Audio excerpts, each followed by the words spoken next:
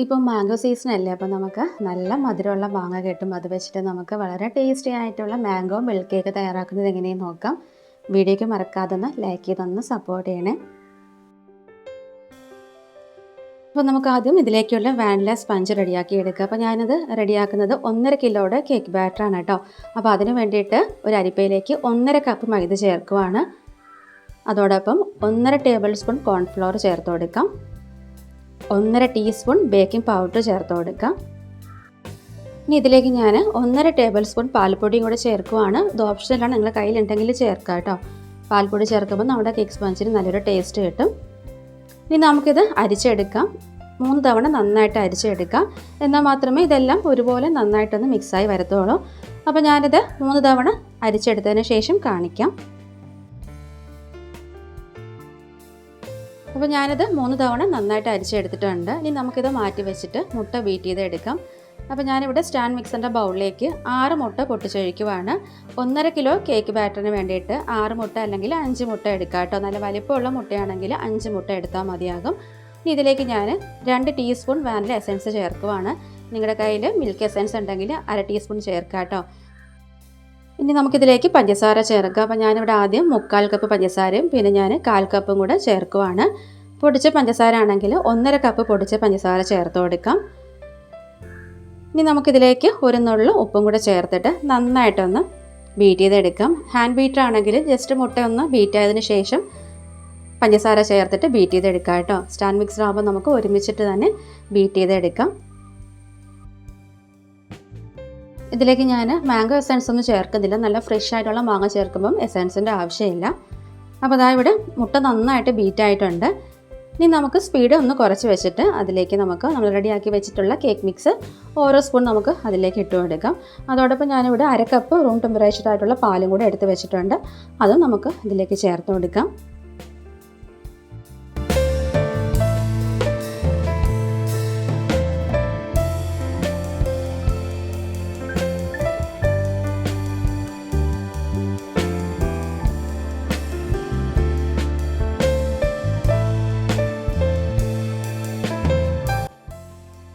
അപ്പോൾ ഞാൻ cake mix മുഴുവനും ചേർത്ത് കൊടുത്തിട്ടുണ്ട്. ഇനി നമുക്ക് സ്പാച്ചുല കൊണ്ട് ഒന്നുകൂടെ നന്നായിട്ടൊന്ന് മിക്സാക്കി കൊടുക്കാം. അപ്പോൾ നമ്മുടെ കേക്ക് ബാറ്റർ ഇവിടെ റെഡി ആയിട്ടുണ്ട്. ഇനി നമുക്കിത് ഒറ്റ ടിന്നിലാണെങ്കിൽ 8 ഇഞ്ച് അല്ലെങ്കിൽ 9 ഇഞ്ചിൻ്റെ പാനിൽ നമുക്ക് ഒഴിച്ച് ബേക്ക് ചെയ്യാം. അപ്പോൾ ഞാനിവിടെ 2 6 ഇഞ്ചിൻ്റെ പാനും ഒരു 5 ഇഞ്ചിൻ്റെ പാനിലേക്ക് ഞാനിത് ഒരേപോലെ ഒന്ന് ഒഴിച്ച് കൊടുത്തിട്ടുണ്ട് കേട്ടോ. ഇനി നമുക്കിത് ബേക്ക് ചെയ്തെടുക്കാം. അപ്പോൾ ഞാനിത് 150 ഡിഗ്രി സെൽഷ്യസിൽ 10 മിനിറ്റ് പ്രീ ഹീറ്റ് ചെയ്തെടുത്തിട്ടുള്ള അവനിലേക്ക് 150 ഡിഗ്രി സെൽഷ്യസിൽ 30 മിനിറ്റ് വരെയാണ് ഞാനിത് ബേക്ക് ചെയ്തെടുത്തിട്ടുള്ളത്. അപ്പോൾ ഞാനിത് കേക്ക് ടിന്നിൽ നിന്ന് മാറ്റിയിട്ടുണ്ട്. ഇത് നന്നായിട്ട് തണുത്തതിന് ശേഷം നമുക്ക് കേക്ക് റെഡിയാക്കി എടുക്കാം. എപ്പോഴും തലേന്ന് ബേക്ക് ചെയ്ത് വെക്കുമ്പോഴത്തേക്കും നമ്മുടെ സ്പഞ്ച് ഒന്നുകൂടെ നല്ല സോഫ്റ്റായും നല്ല ടേസ്റ്റ് കിട്ടുകയും ചെയ്യും കേട്ടോ. അപ്പം നന്നായിട്ട് തണുത്തതിന് ശേഷം നമുക്കിത് റെഡിയാക്കി എടുക്കാം. അപ്പോൾ ഞാനിവിടെ കേക്ക് ബേക്ക് ചെയ്തെടുത്തതിൻ്റെ പിറ്റേ ദിവസമാണ് കേക്ക് റെഡിയാക്കി എടുത്തിട്ടുള്ളത്. അപ്പോൾ അതിന് വേണ്ടിയിട്ട് ഞാനിവിടെ 2 നല്ല വലിപ്പമുള്ള നല്ല പഴുത്ത മാങ്ങ എടുത്തിട്ടുണ്ട്. ഏത് ടൈപ്പ് മാങ്ങ വേണമെങ്കിലും എടുക്കാം. നല്ല പഴുത്തിട്ടുള്ള മാങ്ങ എടുക്കാം, പുളി പാടില്ല കേട്ടോ. അതുപോലെ നാരില്ലാത്ത മാങ്ങ നോക്കി എടുക്കാം. ഇനി നമുക്ക് മിക്സിയുടെ ജാറിലേക്ക് ചേർത്ത് കൊടുക്കാം. വെള്ളം ചേർക്കാതെ നല്ല പേസ്റ്റ് പോലെ അരച്ചെടുക്കുക. അപ്പോൾ ഞാൻ നല്ല പേസ്റ്റ് പോലെ അരച്ചെടുത്തിട്ടുണ്ട്. നാരുള്ള മാങ്ങയാണെങ്കിൽ അരിച്ചെടുക്കാം കേട്ടോ. അരിച്ചെടുത്തതിന് ശേഷം നമുക്ക് സോസ് റെഡിയാക്കി എടുക്കാം. സോസ് റെഡിയാക്കാനായിട്ട് നമുക്കൊരു പാൻ ചൂടാക്കാം. അതിലേക്ക് നമ്മൾ റെഡിയാക്കി വെച്ചിട്ടുള്ള മാംഗോയുടെ പൾപ്പ് ചേർക്കാം. ഈ ഒരു ബൗളിലേക്ക് ഞാൻ 1/4 കപ്പ് വെള്ളവും കൂടെ ചേർത്ത് ഒഴിച്ചെടുക്കുവാണ്. ഇത് നന്നായിട്ടൊന്ന് മിക്സ് ആക്കാം. ഈ ഒരു മാംഗോ പൾപ്പ് നന്നായിട്ട് തിളച്ച് വരുന്നത് വരെ ഹൈ ഫ്ലെയിമിൽ വെക്കാം. തിളച്ചതിന് ശേഷം നമുക്കത് മീഡിയം ഫ്ലെയിമിലേക്ക് മാറ്റാം. നന്നായിട്ട് ഇളക്കി കൊടുക്കാം കേട്ടോ, അല്ലെന്നുണ്ടെങ്കിൽ അടിക്ക് പിടിക്കാൻ ചാൻസ് ഉണ്ട്. അപ്പോൾ അതായത് നന്നായിട്ട് തിളച്ചിട്ടുണ്ട്. ഇനി നമുക്ക് മീഡിയം ഫ്ലെയിമിലേക്ക് മാറ്റിയിട്ട് 4 മിനിറ്റ് ഇത് നന്നായിട്ടൊന്ന് കുക്ക് ചെയ്തെടുക്കാം.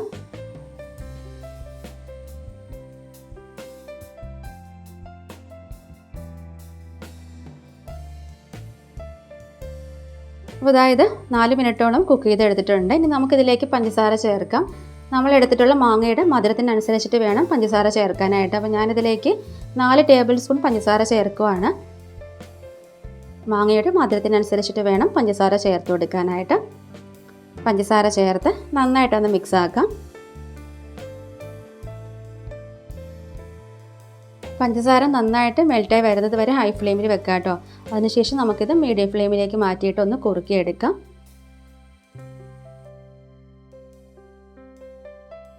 അപ്പോൾ ഇതാ ഇത് നല്ല പാകത്തിന് കുറുകിയിട്ടുണ്ട്. കളറൊക്കെ ഒന്ന് മാറി വന്നിട്ടുണ്ട് കേട്ടോ. ഈ ഒരു ടൈം നമുക്ക് ഫ്ലെയിം ഓഫ് ചെയ്യാം.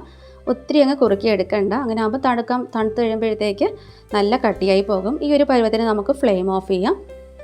ഇനി നമുക്കിത് ഒരു ബൗളിലേക്ക് മാറ്റാം. നന്നായിട്ടൊന്ന് തണുക്കാനായിട്ടൊന്ന് മാറ്റി വെക്കാം. അപ്പോൾ ഇതാ മാംഗോ സോസ് നന്നായിട്ട് ചൂടൊക്കെ ആറിയിട്ടുണ്ട്. ഇനി നമുക്ക് കേക്ക് സോക്ക് ചെയ്യാനുള്ള ഒരു 3 മിൽക്ക് നമുക്ക് റെഡിയാക്കി എടുക്കാം. അപ്പോൾ ഞാൻ എന്താ ബൗളിലേക്ക് 1 കപ്പ് പാൽ ചേർക്കുവാണ്. ഇവാപ്പറേറ്റഡ് മിൽക്കാണ് ചേർത്ത് കൊടുത്തിട്ടുള്ളത്. ഗുഡ് ലൈഫിൻ്റെ മിൽക്കാണ് കേട്ടോ ഞാനിവിടെ എടുത്തിട്ടുള്ളത്. 1 കപ്പ് ചേർക്കാം. അപ്പോൾ ഞാനിതിപ്പം റെഡിയാക്കിയിട്ടുള്ളത്, ഈ ഒരു മിൽക്ക് റെഡിയാക്കിയിട്ടുള്ളത് 1/2 കിലോയുടെ കേക്ക് സോക്ക് ചെയ്യാനുള്ള 3 മിൽക്ക് കേട്ടോ ഞാനിത് റെഡിയാക്കി എടുത്തിട്ടുള്ളത്. ഇനി നമുക്കിതിലേക്ക് നമ്മൾ റെഡിയാക്കി വെച്ചിട്ടുള്ള മാംഗോ സോസ് നമുക്കിതിലേക്ക് ചേർത്ത് കൊടുക്കാം. അപ്പോൾ ഞാനിവിടെ 4 ടേബിൾ സ്പൂൺ ചേർക്കുവാണ്. മിക്സാക്കി നോക്കിയിട്ട് ടേസ്റ്റ് നമുക്ക് കുറച്ചും കൂടെ വേണമെങ്കിൽ കുറച്ചും കൂടെ നമുക്ക് ചേർക്കാം കേട്ടോ. ഇതിലേക്ക് ഞാൻ 1/2 കപ്പ് വിപ്പിംഗ് ക്രീം ചേർക്കുവാണ്. ഫ്രഷ് ക്രീം വേണമെങ്കിലും ചേർക്കാം. വിപ്പിംഗ് ക്രീം ആയിരിക്കും കുറച്ചും കൂടെ ടേസ്റ്റ്. ഇനി നമുക്കിതിലേക്ക് കണ്ടൻസ്ഡ് മിൽക്ക് ചേർക്കാം. കണ്ടൻസ്ഡ് മിൽക്കിന് പ്രത്യേകിച്ച് അളവില്ല. നമ്മൾ ചേർത്തിട്ടുള്ള മാംഗോ സോസിൻ്റെ ഒരു മധുരത്തിനനുസരിച്ചിട്ട് വേണം കണ്ടൻസ്ഡ് മിൽക്ക് ചേർത്ത് കൊടുക്കാനായിട്ട്. അപ്പോൾ ഞാനിവിടെ ഏകദേശം 3 ടേബിൾ സ്പൂണോളം ചേർത്ത് കൊടുത്തിട്ടുണ്ട്. നന്നായിട്ടൊന്ന് മിക്സാക്കി നോക്കാം. മാംഗോയുടെ ഫ്ലേവർ കുറവാണെങ്കിൽ മാംഗോ സോസ് കുറച്ചും കൂടെ ചേർക്കാം കേട്ടോ. അതുപോലെ മധുരം കുറവാണെങ്കിൽ കുറച്ചും കൂടെ കണ്ടൻസ്ഡ് മിൽക്ക് നമുക്കിതിലേക്ക് ചേർക്കാം. നന്നായിട്ട് മിക്സാക്കാം. ഈ ഒരു സിറപ്പ് നല്ല തിക്കായിട്ടാണ് ഉണ്ടായിട്ടുള്ളത്. അപ്പോൾ ഞാൻ കുറച്ചും കൂടി ഇതിലേക്ക് പാല് ചേർത്ത് കൊടുത്തിട്ടുണ്ട്. ഇനി നമുക്ക് ഫ്രിഡ്ജിൽ വെച്ചിട്ട് നന്നായിട്ട് തണുപ്പിച്ചിട്ട് എടുക്കാം. ഈ ഒരു മിൽക്ക് സിറപ്പ് നല്ല ടേസ്റ്റാണ് കേട്ടോ.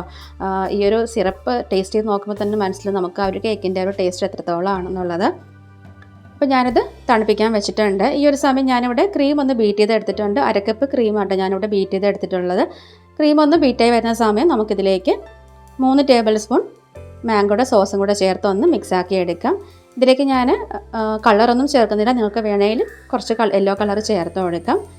അപ്പോൾ ഞാനിവിടെ മാംഗോയുടെ ഒരു സോസ് മാത്രമേ ചേർത്ത് കൊടുത്തിട്ടുള്ളൂ. അപ്പോൾ ഞാൻ 6 ഇഞ്ചിൻ്റെ ടിന്നിൽ ബേക്ക് ചെയ്തെടുത്തിട്ടുള്ള സ്പഞ്ച് ഞാൻ എന്താ ഒരു ടിന്നിലേക്ക് മാറ്റിയിട്ടുണ്ട്. മേൽഭാഗം ചെറുതായിട്ടൊന്ന് കട്ട് ചെയ്ത് മാറ്റിയിട്ടുണ്ട്.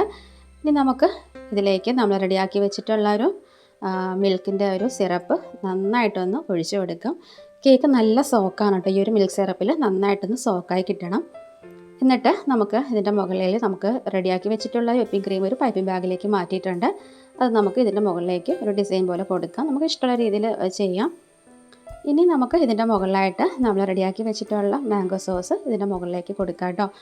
നിങ്ങൾക്ക് വേണമെങ്കിൽ ഫ്രഷ് ആയിട്ടുള്ള മാംഗോ കട്ട് ചെയ്ത് വെക്കണമെന്നുണ്ടെങ്കിൽ അങ്ങനെയും ചെയ്യാം. അപ്പോൾ അതായത് റെഡി ആയിട്ടുണ്ട്.